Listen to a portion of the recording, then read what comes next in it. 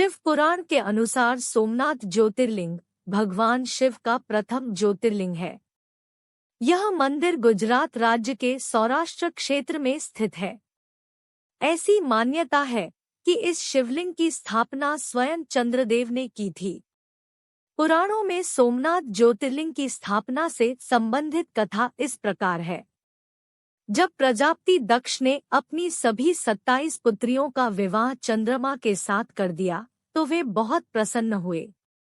पत्नी के रूप में दक्ष कन्याओं को प्राप्त कर चंद्रमा बहुत शोभित हुए और दक्ष कन्याएं भी अपने स्वामी के रूप में चंद्रमा को प्राप्त कर शोभायमान हो उठी। चंद्रमा की उन 27 पत्नियों में रोहिणी उन्हें सबसे ज्यादा प्रिय थी, जिसको वे विशेष आदर तथा प्रेम करते थे। उनका इतना प्रेम अन्य पत्नियों से नहीं था।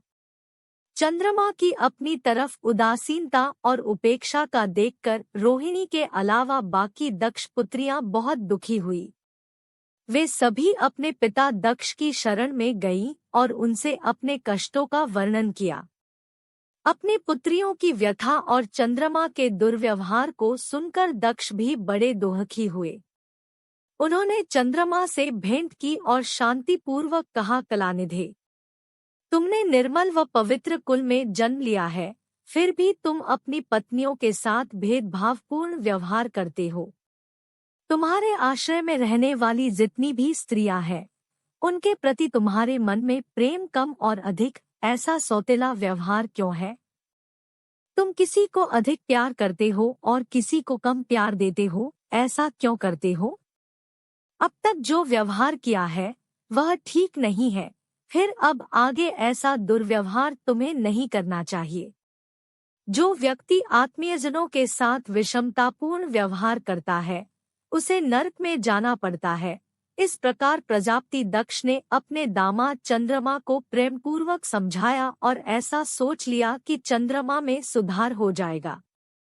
उसके बाद प्रजापति दक्ष वापस चले गए। इतना समझाने पर भी चंद्रमा ने अपने ससुर प्रजापति दक्ष की बात नहीं मानी। रोहिणी के प्रति अतिशय आसक्ति के कारण उन्होंने अपने कर्तव्य की अवहेलना की तथा अपनी अन्य पत्नियों का कुछ भी ख्याल नहीं रखा और उन सभी से उदासीन रहे। दोबारा समाचार प्राप्त कर प्रजापति दक्ष बड़े दुखी हुए। वे पुनः चंद्रमा के पास आकर उन्हें उत्तम नीति के द्वारा समझने लगे। दक्ष ने चंद्रमा से न्यायोचित बर्ताव करने की प्रार्थना की। बार बार आग्रह करने पर भी चंद्रमा ने अवहेलनापूर्वक जब दक्ष की बात नहीं मानी, तब उन्होंने शाप दे दिया। दक्ष ने कहा कि मेरे आग्रह करने पर भी तुमने मेरी अवज्ञा की है, इसलिए तुम्हें क्षयरोग हो जाए। दक्ष द्वारा शाप देने के साथ ही क्षण भर में चंद्रमा क्षय रोग से ग्रसित हो गए। उनके क्षीण होते ही सर्वत्र हाहाकार मच गया। सभी देवगण तथा ऋषिगण भी चिंतित हो गए। परेशान चंद्रमा ने अपनी अस्वस्थता तथा उसके कारणों की सूचना इंद्र आदि देवताओं तथा ऋषियों को दी। उसके बाद उनकी सहायता के लिए इंद्र आदि देवता तथा वशिष्ठ आदि ऋषिगण ब्रह्मा जी की शरण में गए। ब्रह्मा जी ने उनसे कहा कि जो घटना हो गई है उसे तो भुगतना ही है, क्योंकि दक्ष के निश्चय को पलटा नहीं जा सकता। उसके बाद ब्रह्मा जी ने उन देवताओं को एक उत्तम उपाय बताया। ब्रह्मा जी ने कहा कि चंद्रमा देवताओं के साथ कल्याणकारक शुभ प्रभास क्षेत्र में चले जाएं। वहां पर विधिपूर्वक शुभ मृत्युंजय मंत्र का अनुष्ठान करते हुए श्रद्धापूर्वक भगवान शिव की आराधना करें। अपने सामने शिवलिंग की स्थापना करके प्रतिदिन कठिन तपस्या करें। इनकी आराधना और तपस्या से जब भगवान भोलेनाथ प्रसन्न हो जाएंगे तो वे इन्हें क्षय रोग से मुक्त कर देंगे। पितामह ब्रह्मा जी की आज्ञा को स्वीकार कर देवताओं और ऋषियों के संरक्षण में चंद्रमा देवमंडल सहित प्रभास क्षेत्र में पहुंच गए। वहां चंद्रदेव ने मृत्युंजय भगवान की अर्चना वंदना और अनुष्ठान प्रारंभ किया। वे मृत्युंजय मंत्र का जप तथा भगवान शिव की उपासना में तल्लीन हो गए। ब्रह्मा की ही आज्ञा के अनुसार चंद्रमा ने 6 महीने तक निरंतर तपस्या की और वृषभ ध्वज का पूजन किया। 10 करोड़ मृत्युंजय मंत्र का जप तथा ध्यान करते हुए चंद्रमा स्थिरचित्त से वहां निरंतर खड़े रहे। उनकी उत्कट तपस्या से भक्तवत्सल भगवान शंकर प्रसन्न हो गए।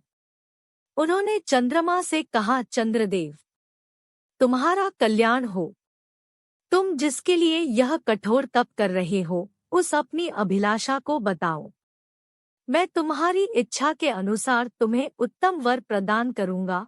चंद्रमा ने प्रार्थना करते हुए विनयपूर्वक कहा, देवेश्वर, आप मेरे सब अपराधों को क्षमा करें और मेरे शरीर के इस क्षयरोग को दूर कर दें। भगवान शिव ने कहा, चंद्रदेव, तुम्हारी कला प्रतिदिन एक पक्ष में क्षीण हुआ करेगी, जबकि दूसरे पक्ष में प्रतिदिन वह निरंतर बढ़ती रहेगी। इस प्रकार तुम स्वस्थ और लोक सम्मान के योग्य हो जाओगे। भगवान शिव का कृपा प्रसाद प्राप्त कर चंद्रदेव बहुत प्रसन्न हुए।